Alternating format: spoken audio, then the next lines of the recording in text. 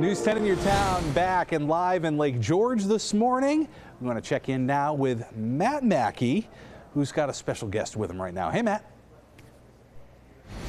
That I do, Mr. Ryan Peterson. We're living large in Lake George, and I am joined by Jackson Donnelly of Hike with Jackson. Thank you so much for being with us. How you doing? Doing well, Matt. So tell me a little bit about business. Hike with Jackson. You're very focused on getting people introduced to the outdoors. Yep, a lot of beginner hikers. I'm trying to get people over the fear of the outdoors and get people out into, all the mountains around here. There's a lot more to do than the stuff in town, so. 100%. In Lake George, I mean, sometimes big summer weekend, we got Memorial Day coming up, but any time when it's like nice and warm on a Saturday, Sunday, I mean, this place can be packed. It's nice to get out and, enjoy nature, a little bit of a slower pace. There's a bunch of mountains that surround this lake. 100%. Yeah, the 12ster is a challenge around here, but you could be driving over an hour to some of the far ones still on the lake.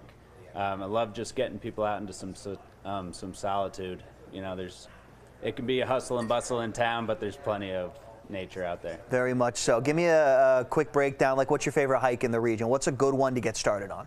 I love the Bradley Lookout for a super easy hike in Bolton, looking right across the lake into the Narrows, and then just beyond that for a 3 to 4 hour hike. Cat Mountain's really good. Same sort of view, 270 degrees. There you go. Cat Mountain's spectacular. I've been up on that lookout, and especially like on a nice day when you got clear views all the way down the lake.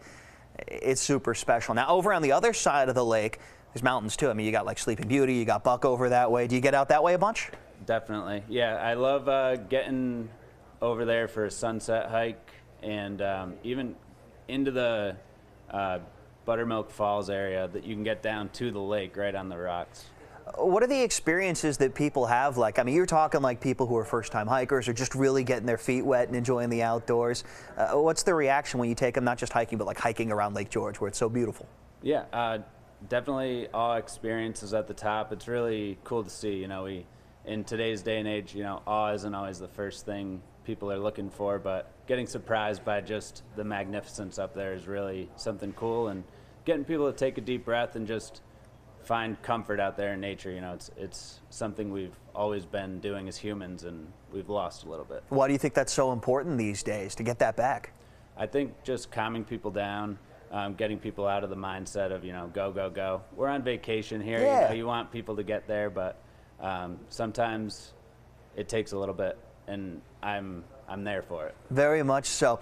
Now, we got about 30 seconds left. If people want to reach out to you, can they book a hike with you? Can they hang out with you? Can they go on some of these excursions, getting their feet wet in nature for the first time? How would they contact you? Definitely. Yeah, you can book on my website, hikewithjackson.com.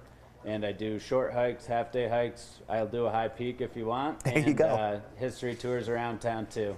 Good stuff. Plenty to do around Lake George, not just in town, but in the hills and mountains around the lake and around the region. Jackson, thank you so much. We will be back with more news and weather on the other side of this short break from beautiful Lake George.